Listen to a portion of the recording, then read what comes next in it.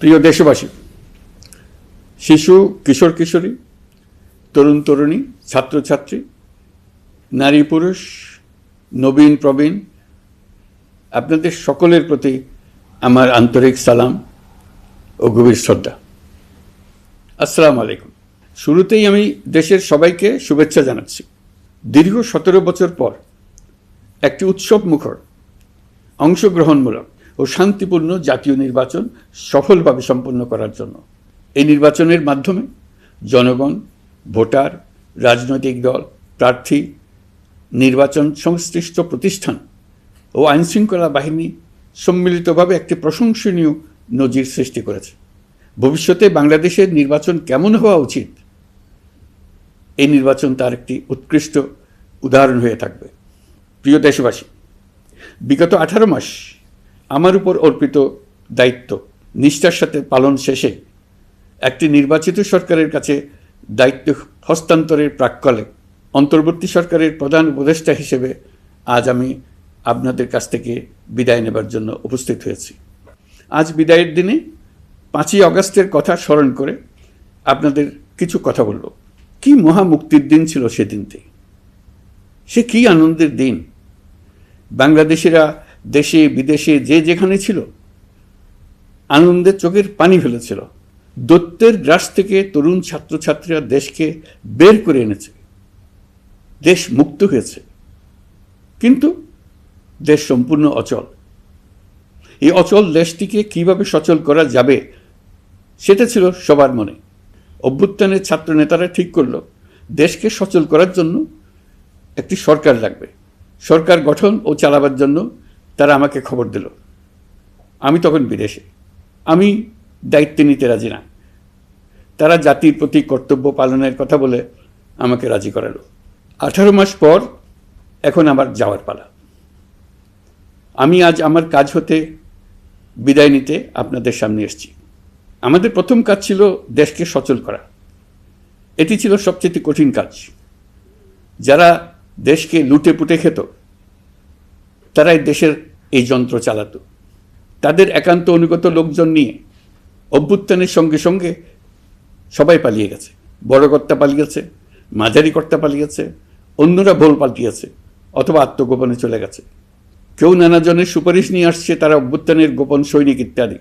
সরকারের ভেতর যারা পালিয়ে যাননি তাদের মধ্যে কাকে বিশ্বাস করবেন, কাকে বিশ্বাস করবেন না, এটি মহাসংকট হয়ে দাঁড়ালো। যতই মৃতদেহের অঙ্গ প্রত্যঙ্গবিহীন দেহের সন্ধান আসছিল ততই তারা চিহ্নিত হচ্ছিল। সেই থেকে 18 মাস চলে গেছে। অবশেষে 12ই ফেব্রুয়ারি আসলো। 1.5 যুগ পরে দেশে একটি জাতীয় নির্বাচন এবং ব্যাপক সাংবিধানিক পরিবর্তনের জন্য সর্বসম্মত জুলাই সনদের উপর গণভোট অনুষ্ঠান হলো।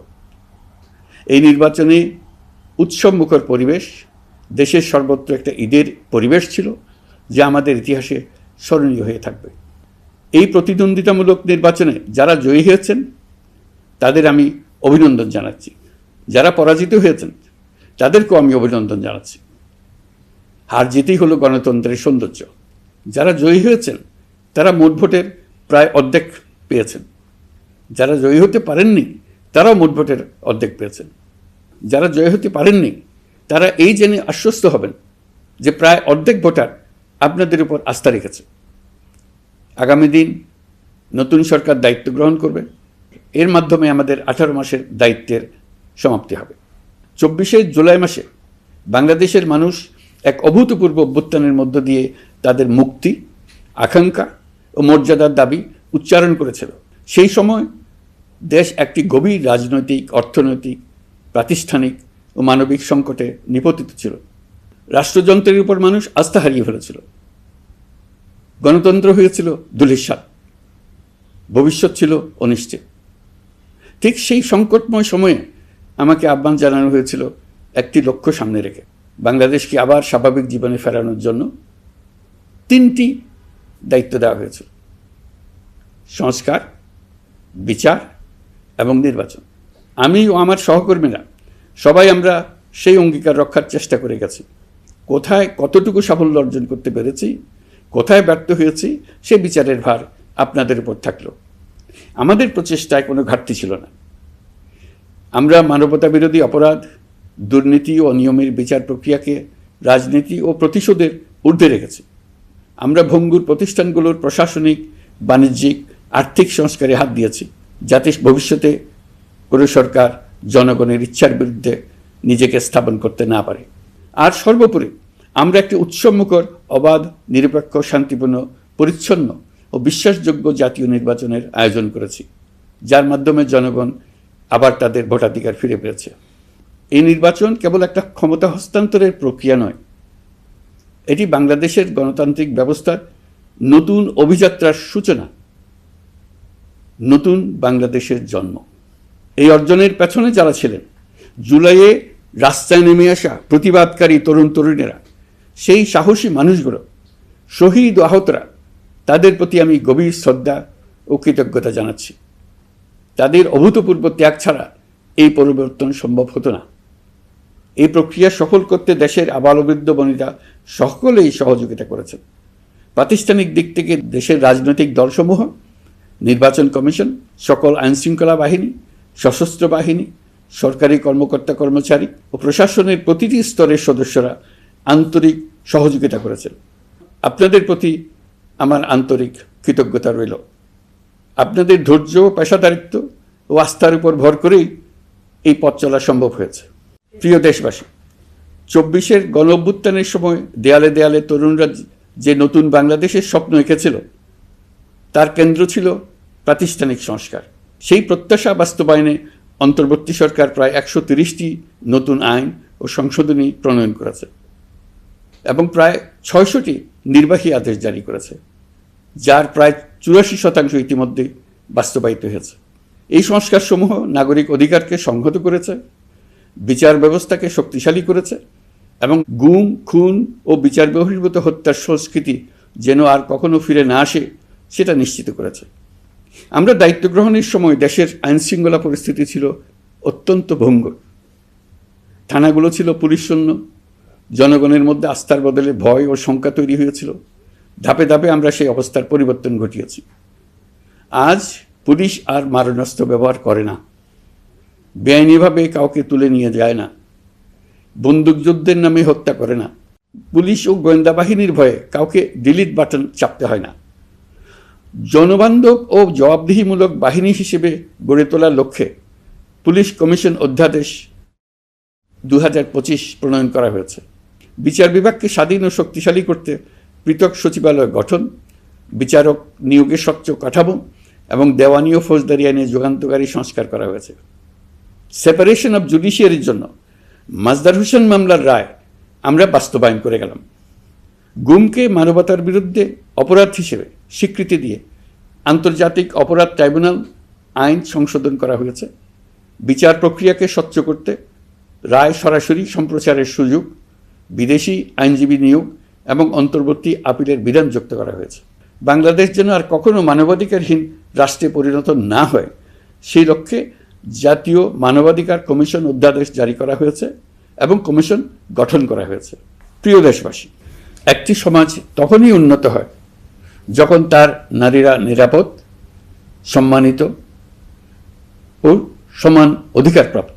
উন্নয়ন তখনই টেকসই হয় যখন নারীরা সিদ্ধান্ত গ্রহণে, অর্থনীতিতে, শিক্ষায় ও নেতৃত্বে সমানভাবে অংশ নিতে পারেন। যে নতুন বাংলাদেশের স্বপ্ন আমরা দেখছি, নারীদের অগ্রযাত্রা ছাড়া তা গড়ে তোলা সম্ভব নয়। নারী ও শিশু সুরক্ষায় যৌন হয়রানি প্রতিরোধ অধ্যাদেশ, পারিবারিক সহিংসতা প্রতিরোধের অধ্যাদেশ এবং নারী ও শিশু নির্যাতন দমন আইন সংশোধন করা হয়েছে। নতুন এসব আইনের মাধ্যমে কর্মক্ষেত্রে ও শিক্ষা প্রতিষ্ঠানে নারীদের হয়রানি প্রতিরোধ ও সুরক্ষা আবার নিশ্চিত করার পথ সুগম করা হয়েছে। প্রিয় দেশবাসী, অভ্যুত্থান পরবর্তী এক উত্তাল সময়ে দেশকে ধীরে ধীরে স্বাভাবিক ধারায় ফিরিয়ে আনতে আমাদের সশস্ত্র বাহিনীর সৈন্যরা যে ধৈর্য, পেশাদারিত্ব ও দায়িত্ববোধের পরিচয় দিয়েছে, তার জন্য দেশবাসীর পক্ষ থেকে আমি তাদের প্রত্যেককে আন্তরিক ধন্যবাদ জানাচ্ছি। একই সঙ্গে বিশেষভাবে উল্লেখ করতে চাই, যখনই কোনো সংকটময় পরিস্থিতির উদ্ভব হয়েছে, তখনই দেশের রাজনৈতিক নেতৃত্ব আমাদের আহ্বানে তাৎক্ষণিকভাবে সাড়া দিয়েছেন এবং সহযোগিতার হাত বাড়িয়ে দিয়েছেন। এই পারস্পরিক দায়িত্ববোধ ও সংযমই দেশকে অস্থিরতার পথ থেকে স্থিতিশীলতার দিকে এগিয়ে নিতে সহায়ক হয়েছে। স্বৈরাচারের 16 বছরে এদেশের রাজনৈতিক নেতাকর্মীরা যে ভয়াবহ নিপীড়ন, মামলা হামলা, গুম ও হত্যার শিকার হয়েছেন, তা আমাদের জাতির জন্য এক গভীর বেদনাদায়ক শিক্ষা। এই অভিজ্ঞতা আমাদের স্মরণ করিয়ে দেয়, যাতে ভবিষ্যতে আর কখনো কোনো জালেম মাথাচাড়া দিয়ে উঠতে না পারে, যেন আর কখনো ফেসিবাদ প্রতিষ্ঠিত না হয়, শত শত আয়নাঘর সৃষ্টি না হয়, বিচার বহির্ভূত হত্যা ফিরে না আসে। সেই জন্য কেবল রাজনৈতিক অঙ্গীকারই যথেষ্ট নয়, প্রয়োজন ন্যায় বিচার নিশ্চিত করার লক্ষ্যে বিচার ব্যবস্থা ও রাষ্ট্রীয় কাঠামোর মৌলিক ও গভীর সংস্কার। এই উপলব্ধি থেকেই অন্তর্বর্তী সরকার তার সংস্কার কর্মসূচিকে সর্বোচ্চ অগ্রাধিকার দিয়েছে। প্রিয় দেশবাসী, ফ্যাসিস্ট সরকারের 16 বছরের নিপীড়ন ও জুলাইয়ের রক্তাক্ত স্মৃতি এখনও আমাদের মাঝে তাজা হয়ে আছে। যারা ভয়াবহ নিপীড়ন ও নির্যাতন চালিয়েছে তাদের বিচার করা এবং যেন আর কেউ এ ধরনের দুঃশাসন কায়েম করতে না পারে সেটা নিশ্চিত করা আমাদের গুরু দায়িত্ব। বিচার একটা চলমান প্রক্রিয়া। একাধিক ট্রাইব্যুনাল বর্তমানে সক্রিয়ভাবে কাজ করছে। ইতিমধ্যে একাধিক মামলার রায় ঘোষণা হয়েছে। আন্তর্জাতিক অপরাধ ট্রাইব্যুনালে ফেসিবাদের সময় দেশে যে গুমের সংস্কৃতি গড়ে উঠেছিল, সেই ভয়াবহ মানবাধিকার লঙ্ঘনের বিচারও শুরু হয়েছে। বেশ কিছু মামলার বিচারিক কার্যক্রম এখন শেষের পথে। আমরা আশা করছি আগামী দিনগুলোতেও বিচারিক প্রক্রিয়া অত্যন্ত নিরপেক্ষ ও স্বচ্ছতার সঙ্গে এগিয়ে যাবে। প্রিয় দেশবাসী, অন্তর্বর্তী সরকারের সবচেয়ে বড় অর্জন জুলাই সনদ, যার ভিত্তিতে গণভোটে বিপুল সংখ্যাগরিষ্ঠতায় তা বাস্তবায়নের সিদ্ধান্ত দিয়েছে দেশের মানুষ। জুলাই সনদের বাস্তবায়ন হলে ফেসিবাদ ফিরে আসার পথগুলো চিরতরে বন্ধ হয়ে যাবে। আশা করব এটা নির্ধারিত সময়ের সীমার মধ্যেই বাস্তবায়ন হবে। অন্তর্বর্তী সরকারের ছোট বড় ভালো মন্দ অনেক কথা ভুলে গেলেও জুলাই সনদের কথা জাতি কখনো ভুলবে না।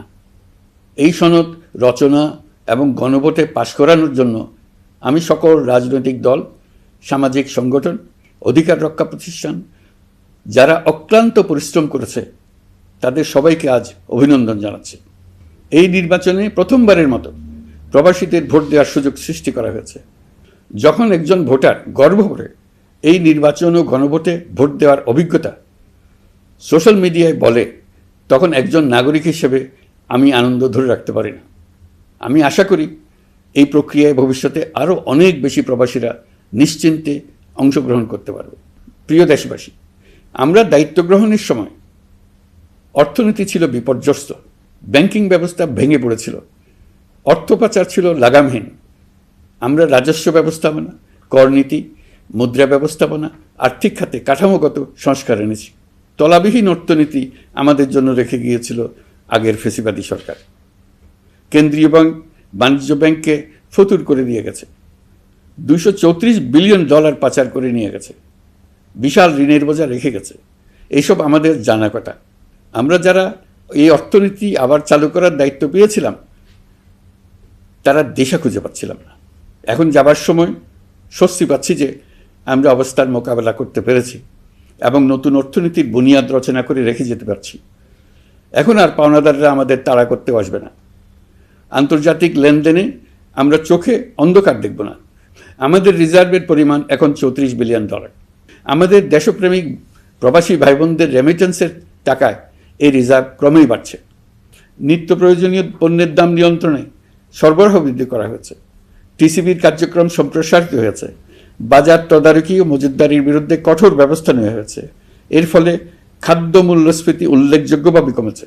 শ্রমিক অধিকারকে মানবাধিকারের অংশ হিসেবে বিবেচনা করে আন্তর্জাতিক শ্রম সংস্থার গুরুত্বপূর্ণ কনভেনশনসমূহ অনুসমর্থন করা হয়েছে, যা কর্মক্ষেত্রে শ্রমিকের নিরাপত্তা ও মর্যাদা নিশ্চিত করবে। যুগান্তকারী নতুন শ্রম আইন প্রণয়ন করা হয়েছে। প্রবাসীরা আমাদের অর্থনীতির প্রাণশক্তি। তাদের সুরক্ষা ও কল্যাণে আইন সংশোধন, বিদেশে আইনি সহায়তা, নতুন শ্রমচুক্তি এবং দক্ষতা উন্নয়ন প্রকল্প গ্রহণ করা হয়েছে। বন্দর ব্যবস্থাপনা ও বিনিয়োগ কাঠামোতে আমূল সংস্কারের মাধ্যমে ইউরোপীয় সর্ববৃহৎ বিনিয়োগ সহ একাধিক কৌশলগত প্রকল্প এগিয়েছে। ব্লু ইকোনমির সম্ভাবনা কাজে লাগাতে গভীর সমুদ্র বন্দর, মৎস্য ও আধুনিক টাউনশিপ উন্নয়নে নতুন কর্তৃপক্ষ গঠন করা হয়েছে। প্রিয় দেশবাসী, পররাষ্ট্রনীতিতে বাংলাদেশের সার্বভৌমত্ব, জাতীয় স্বার্থ ও দেশের মর্যাদা, এই তিনটি মূল ভিত্তি আমরা দৃঢ়ভাবে পুনরুদ্ধার করতে সক্ষম হয়েছি। নতজানু পররাষ্ট্রনীতি কিংবা অপর দেশের নির্দেশনা ও পরামর্শ নির্ভর বাংলাদেশ এখন আর নয়। আজকের বাংলাদেশ নিজের স্বাধীন স্বার্থ রক্ষায় আত্মবিশ্বাসী, সক্রিয় ও দায়িত্বশীল। বিশ্বের সকল দেশের সঙ্গে পারস্পরিক সম্মান ও স্বার্থের ভিত্তিতে সম্পর্ক গড়ে তুলতে আমরা প্রতিশ্রুতিবদ্ধ। একই সঙ্গে ভারসাম্য বজায় রেখে ভবিষ্যতের জন্য প্রয়োজনীয় কৌশলগত সিদ্ধান্ত নিতে সক্ষম এমন একটি রাষ্ট্র হিসেবে বাংলাদেশ আজ নিজেকে প্রতিষ্ঠিত করেছে। রোহিঙ্গা সংকট আমাদের জাতীয় নিরাপত্তা, আঞ্চলিক স্থিতিশীলতা ও অর্থনীতির উপর একটা গুরুতর দীর্ঘস্থায়ী চাপ সৃষ্টি করে রেখেছে। দুঃখজনকভাবে দীর্ঘ সময় ধরে এই সংকট নিরসনে কোনো কার্যকর সমন্বিত আন্তর্জাতিক উদ্যোগ দৃশ্যমান ছিল না। দায়িত্ব গ্রহণের পর আমরা আন্তর্জাতিক অঙ্গনে মৃতপ্রায় এই ইস্যুটিকে পুনরায় বিশ্ব মনোযোগের কেন্দ্রে নিয়ে আসতে সক্ষম হয়েছে। এই সংকটের গুরুত্ব অনুধাবন করে জাতিসংঘ আমাদের পাশে দাঁড়িয়েছে। জাতিসংঘের মহাসচিব নিজে বাংলাদেশ সফর করেছেন এবং সমস্যার টেকসই সমাধানে সহায়তার অঙ্গীকার ব্যক্ত করেছেন। আমার অনুরোধে জাতিসংঘে রোহিঙ্গা বিষয়ে বিশেষ সভা অনুষ্ঠিত হয়েছে। প্রিয় দেশবাসী, দীর্ঘ ফেসিবাদী শাসনামলে বাংলাদেশের সশস্ত্র বাহিনীর সক্ষমতা ও আধুনিকীকরণের বিষয়টি পরিকল্পিতভাবে উপেক্ষিত ছিল। আমরা অল্প সময়ের মধ্যেই সেই অবস্থার মৌলিক পরিবর্তনের সূচনা করতে পেরেছি। দায়িত্ব গ্রহণের পর থেকেই বর্তমান সরকার সশস্ত্র বাহিনীর সক্ষমতা বৃদ্ধি, আধুনিকায়ন এবং যে কোনো ধরনের আগ্রাসন কার্যকরভাবে মোকাবেলার জন্য সশস্ত্র বাহিনীকে উপযোগী করে গড়ে তোলাকে অগ্রাধিকার দিয়েছে। সশস্ত্র বাহিনীর প্রতিরক্ষা সক্ষমতা বৃদ্ধি একটি ব্যয়বহুল প্রক্রিয়া হলেও বর্তমান বৈশ্বিক বাস্তবতায় বহির্বিশ্বের সম্ভাব্য হুমকি ও আগ্রাসন মোকাবেলার জন্য এর কোনো বিকল্প নেই। এই বাস্তবতা বিবেচনায় নিয়ে অন্তর্বর্তী সরকার তার সীমিত মেয়াদের মধ্যে সেনাবাহিনী, বিমান বাহিনী ও নৌবাহিনীর সক্ষমতা বৃদ্ধিতে যুগান্তকারী পদক্ষেপ গ্রহণ করেছে। আমি দৃঢ়ভাবে বিশ্বাস করি এই উদ্যোগগুলোর ধারাবাহিকতা ভবিষ্যতের নির্বাচিত গণতান্ত্রিক সরকারসমূহ অব্যাহত রাখবে, যাতে বাংলাদেশের জাতীয় নিরাপত্তা, স্বাধীনতা, সার্বভৌমত্ব, আঞ্চলিক অখণ্ডতা দীর্ঘমেয়াদে নিশ্চিত করা যায়। প্রিয় দেশবাসী, বাংলাদেশ এখন কেবল সংকট থেকে উত্তরণের গল্প নয়, বাংলাদেশ আজ অমিত সম্ভাবনার দেশ। আমাদের ছেলেমেয়েরা অসীম সম্ভাবনা নিয়ে জন্মায়। এটি সাহসী, সৃজনশীল, উদ্যমী তরুণদের দেশ। তাদের দরকার উপযুক্ত শিক্ষা, বিশ্বমানের প্রশিক্ষণ এবং এমন একটি রাষ্ট্র ব্যবস্থা যেখানে মেধা ও পরিশ্রম ও সততার মূল্য আছে। সারা বিশ্বে অর্থনৈতিক কর্মকাণ্ড পরিচালনায় প্রতি বছর বিপুল সংখ্যক দক্ষ, কর্মঠ, শৃঙ্খলাবদ্ধ কর্মীর প্রয়োজন তৈরি হচ্ছে, আর বাংলাদেশে আছে কর্মক্ষম বিপুল তরুণ সম্প্রদায়। আমরা যদি এই বৈশ্বিক চাহিদা পূরণে উপযুক্ত পদক্ষেপ গ্রহণ করি, তাহলে জাপান, কোরিয়া, মধ্যপ্রাচ্য, ইউরোপ, উত্তর আমেরিকা সহ সবাই চাইবে বাংলাদেশের তরুণ তরুণীদের শ্রম, মেধা ও সৃজনশীলতা ব্যবহার করতে। আমরা হয়ে উঠতে পারি তাদের জন্য পছন্দের একটা নির্ভরযোগ্য, দক্ষ জনশক্তি সরবরাহকারী দেশ। আমাদের খোলা সমুদ্র কেবল ভৌগোলিক সীমারেখা নয়, এটি বাংলাদেশের জন্য বিশ্ব অর্থনীতির সঙ্গে যুক্ত হওয়ার উন্মুক্ত দরজা। নেপাল, ভুটান ও সেভেন সিস্টার্সকে নিয়ে এই অঞ্চলে অর্থনৈতিক সমৃদ্ধির বিশাল সম্ভাবনা রয়েছে। অর্থনৈতিক অঞ্চল, বাণিজ্যিক চুক্তি ও শুল্কমুক্ত বাজারে প্রবেশের সুযোগের মধ্য দিয়ে এই অঞ্চলে একটি বৈশ্বিক উৎপাদন কেন্দ্র হিসেবে গড়ে ওঠার শক্তিশালী ভিত্তি প্রতিষ্ঠিত হবে। আমাদের বন্দরগুলোর দক্ষতা আন্তর্জাতিক পর্যায়ে নেবার জন্য সেরা আন্তর্জাতিক বন্দর পরিচালনা কোম্পানির সঙ্গে চুক্তির কাজে আমরা অনেক এগিয়ে এসেছি। এর দক্ষতা বাড়াতে না পারলে আমরা অর্থনৈতিক অর্জনে পিছিয়ে যাব। প্রিয় দেশবাসী, সম্প্রতি বাংলাদেশের সঙ্গে যুক্তরাষ্ট্রের একটি গুরুত্বপূর্ণ দ্বিপাক্ষিক বাণিজ্য ও শুল্ক চুক্তি সম্পন্ন হয়েছে। এই চুক্তি কেবল একটি বাণিজ্যিক সুবিধা নয়, এটি বাংলাদেশের অর্থনীতি, কর্মসংস্থান, শিল্পায়ন এবং আন্তর্জাতিক কূটনৈতিক অবস্থানকে দীর্ঘমেয়াদে শক্তিশালী করার জন্য একটি কৌশলগত ভিত্তি হিসেবে কাজ করবে। এই চুক্তির ফলে যুক্তরাষ্ট্রের বাজারে বাংলাদেশের জন্য প্রযোজ্য পারস্পরিক শুল্কভার, রেসিপ্রোকাল ট্যারিফ 37% থেকে 19% কমে এসছে। এই চুক্তির একটা বিশেষ দিক হল যুক্তরাষ্ট্রে উৎপাদিত তুলা ও কৃত্রিম তন্তু ব্যবহার করে তৈরি পোশাক পণ্যে শূন্য পারস্পরিক শুল্ক সুবিধা। এটা একটা মস্ত বড় সুবিধা। এর মাধ্যমে যুক্তরাষ্ট্রের বাজারে শুল্ক সুবিধা পাওয়ায় বাংলাদেশি পোশাক আরও কম দামে যুক্তরাষ্ট্রে প্রবেশ করবে। যুক্তরাষ্ট্রের তুলা ব্যবহারের ফলে আমাদের সরবরাহ চেইন আরও বৈচিত্র্যময় ও স্থিতিশীল হবে। এটি বাংলাদেশের পোশাক শিল্পকে উচ্চ মূল্যের ও উন্নত মানের পণ্যের দিকে অগ্রসর হওয়ার সুযোগ করে দেবে। প্রিয় দেশবাসী, বাংলাদেশের অর্থনৈতিক ভবিষ্যৎ টেকসই, বৈচিত্র্যময় ও প্রযুক্তি নির্ভর করার লক্ষ্যে জাপানের সঙ্গে সম্পাদিত অর্থনৈতিক অংশীদারিত্ব চুক্তি একটি ঐতিহাসিক ও কৌশলগত অগ্রগতি। এই অংশীদারিত্বের একটি গুরুত্বপূর্ণ সুফল হল উৎপাদন ও রপ্তানির বহুমুখীকরণ। জাপানের সঙ্গে সহযোগিতার ফলে অটোমোবাইল যন্ত্রাংশ, ইলেকট্রনিক্স, রেলওয়ে সরঞ্জাম, গ্রিন টেকনোলজি এবং উচ্চমূল্যের শিল্পপণ্যে বাংলাদেশ ধাপে ধাপে যুক্ত হতে পারবে। এতে আমাদের ঝুঁকি কমবে এবং বৈশ্বিক বাজারে বাংলাদেশের অবস্থান আরও শক্তিশালী হবে। পৃথিবীর শিল্পোন্নত দেশগুলো আমাদের দেশে বিনিয়োগ করবে শুধু জাপানে শুল্কমুক্ত রপ্তানির সুবিধা গ্রহণ করার জন্য। প্রিয় দেশবাসী, আমরা চীনের সাথে আমাদের উন্নয়ন সহযোগিতা গভীরতর করেছি।